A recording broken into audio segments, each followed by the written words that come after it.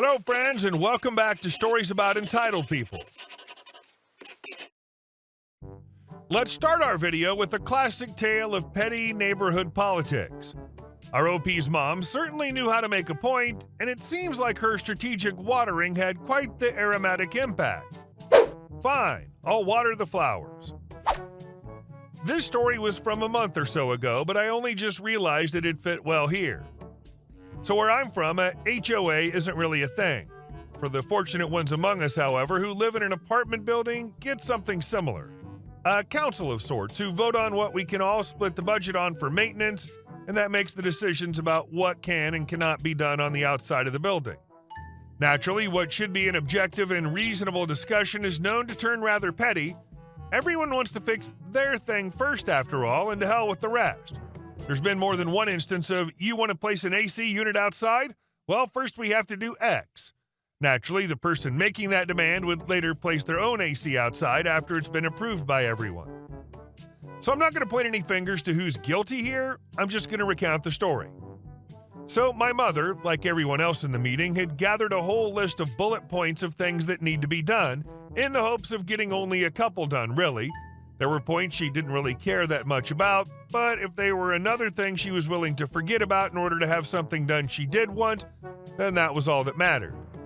One of those things was our outside tap. Now, we're not the only ones with an outside tap, but we are the only ones with a small path to the front of the building. Remember that, it's important. However, something with these taps, they're separate from the inside taps, is broken. We believe it may be a filter or something, or maybe the pipes are just bust, but one thing's clear, the water reeks. It's like someone has pulled stagnant water out of the swamp right next to an exhaust pipe above a McDonald's. Supposedly it's fine, but it doesn't smell like it's fine. So of course, when we need water outside, we usually just use the tap water inside. So the meeting starts, and everyone, of course, starts listing off their own respective issues, and she ends up in an argument with another resident over a couple issues. Eventually, the resident comes up with the fact that with the heat wave, the little garden in front of our residence is completely wilted, and that with us being the only one with easy driveway access, it should be our responsibility to keep them watered. Of course, my mom was a bit peeved since none of her demands were being listened to, and now they had the audacity to make demands of her. However, the gears were already ticking. She asked that if she did it, if something else could be arranged. Apparently not thinking anything of the sudden friendly smile, an agreement was made, and the meeting concluded as all meetings do. Still disgruntled and no one happy. Except her, of course. The next day, with a smile, she pulls out the garden hose and plugs it into the outside tap, strides all the way up to the front of the building, and then let loose. From a distance, everything probably seemed fine. If you got closer, though, you'd believe that the building might actually be retrofitted to serve as a local toxic waste recycling area, as the hose was directly linked to Satan's garden faucet. The water formed a thick, smelly barrier that I heard later on drafted upwards, straight to the other residents' building just as well. This only seemed helped by the summer heat, causing it all to evaporate rather than sink away in the soil, lasting almost all day, which turned into a 24/7 haze as she wanted to make sure the flowers would survive the heat, of course. The next meeting, she was politely requested to stop watering the flowers, and now they're considering finally fixing those taps. Have you ever found yourself in a similar situation with neighborhood politics? Share your stories in the comments below. And our second story. Okay, Sergeant, I'll write you this form. This is a story from the Swiss Army, and it happened about 13 years ago. During the first 6 weeks of my mandatory military duty, I was in basic training. Every soldier in the Swiss Army has to go through this, and this is usually the hardest part of your training, since this is where they teach you the drill and push you into obedience. If you do something slightly wrong or are a few seconds late or something, you'd get yelled at, just because the sergeants have to show you who's boss. You get the point. Another thing I got to explain is the official Swiss Army form, usually called 6.5, because its official name is Form 6.005. If you have any formal requests to anyone higher up the chain of command, you have to fill out one of these forms, which is basically a big header with your name, the name of the recipient, location, time, request, etc., and some space to write your request like a letter. There's a whole set of rules about how to fill those forms.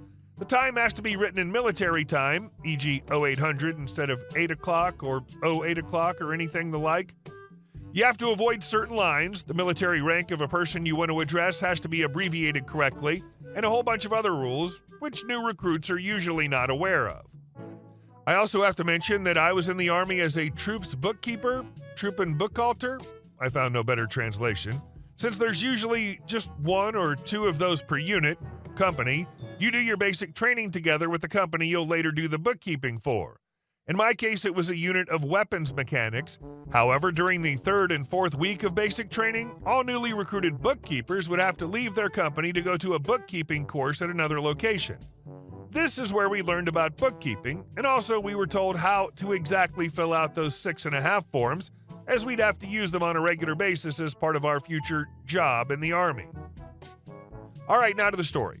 The story takes place in about the 5th week of my basic training. We were out in the fields doing some short-distance shooting exercises.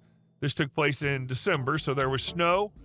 During one of the rare breaks, our unit exchanged some snowballs with another unit nearby that was also having a break. Of course, throwing snowballs is fun, therefore not allowed, so our sergeants and the sergeants of the other unit would break it up. As I was throwing one last snowball, it hit one of the sergeants of the other unit straight on the head, much to my pleasure and the pleasure of my comrades. As you can imagine, said sergeant was not happy with this and came up to me. He ordered me to fill out a 6.5 for him as a punishment. Now, usually I would not have to take orders from sergeants that do not belong to my unit, so I could have just refused to do so, but that would have probably meant some more trouble, and I also had a plan already. Of course, what he expected was that I would write an apology into this form. Also, he didn't know I was a bookkeeper, so he thought that I would certainly make a few mistakes in filling out the form, so he could tear it apart and tell me to rewrite it a few times.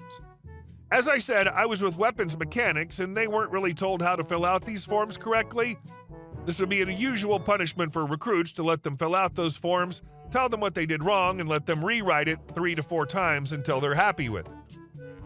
Now, if you remember, I was told to write him as 6.5 by that sergeant. What he forgot to mention is that I was probably meant to apologize for what I did. So I stepped aside, took the form out of my pocket, and began filling it out. I made sure to fill it out as correctly as possible, and I also made sure to add ADDW at the end, meaning following the chain of command. You can either address this form to someone and hand it to them personally, or follow the chain of command. In this instance, following the chain of command meant that I handed it to my sergeant, he handed it to my lieutenant, and the lieutenant would hand it to the lieutenant of the other unit, and this lieutenant would hand it to his sergeant, to which it was addressed. I handed it to my sergeant and explained everything. He read it, laughed, and passed it to my lieutenant, and the form went the chain of command. Here's what I wrote. Dear Sergeant Name, I shot a snowball at your head and it landed perfectly. Ha ha. Sincerely, Recruit OP. Of course, the sergeant was pretty mad about this. However, he couldn't do anything about it as I just followed his order, and the form was filled out absolutely the way it was meant to be. The sergeant and lieutenant of my company found it pretty amusing, and I was told that many higher-ups had a good laugh about the story later on. My form apparently ended up hanging at a wall in one of the conference rooms of our higher-ups. And our next story. It's gonna cost you plenty there. I drive for Uber in the Dallas area and have done so for about 7.5 years. I accepted a reservation on the app for a trip from Royce City, Texas, east of Dallas, to the Dallas-Fort Worth International Airport, about 60 meters or 100 kilometers, for 04:30 the next morning. My payout showed to be $58 and some change, so fairly good trip. I arrived 20 minutes early, and at 04:35 the rider called because he needed more time to get ready. I said no worries, I'd wait as long as he needed, but then he wanted me to cancel the trip. His reason? He didn't want to pay for the waiting time or the cancellation fee. His logic was that when he was ready that he would just reorder the ride, and since I'd be there already, I could just accept the trip and all would be well. Yeah, not quite. Uber has a policy that if a driver's at the pickup location for a reservation on time and the ride is canceled for any reason by either the driver or the rider still pays for the whole trip and not just a $5 cancellation fee. I tried to explain it to the rider and he cut me off rudely and asked, "Are you going to do this for me? If not, you can just piss off and I'll arrange the ride without you." I went into my humble, contrite mode while apologizing and asking his forgiveness for me being presumptuous. I told him that certainly I would cancel the trip, and it'd be no problem for me to wait the 30 to 45 minutes that he required. As I was about halfway to East Jesus, Texas, there was literally zero chance I'd get another ride request in that time. That's where the malicious compliance kicked in. Oh, I canceled the trip, just as he demanded, marked it as a no-show. He paid Uber twice, and I got paid twice for the trip. Wonder how long it took for him to realize it. Poor jerk even tipped me after he got to the airport. Sweet justice. Shows you've been driving that long. You have the temperament and the callousness. I love it.